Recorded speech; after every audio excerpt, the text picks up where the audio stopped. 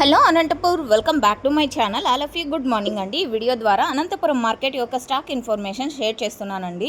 So ముందుగా ఈరోజు date వచ్చేసి 14వ తేదీ అండ్ జూలై నెల 2026 సంవత్సరం అండి. ఇక ఈరోజు అనంతపురం టొమాటో మార్కెట్ స్టాక్ తీసుకుంటే కనుక నిన్నటి మీద కొంచెం పెరిగింది అని చెప్పొచ్చండి.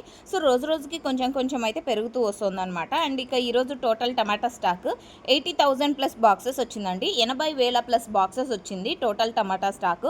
అండ్ నిన్నటితో పోలిస్తే కనుక ఒక 8,000 ప్లస్ బాక్సెస్ అలా పెరిగింది అని చెప్పొచ్చు.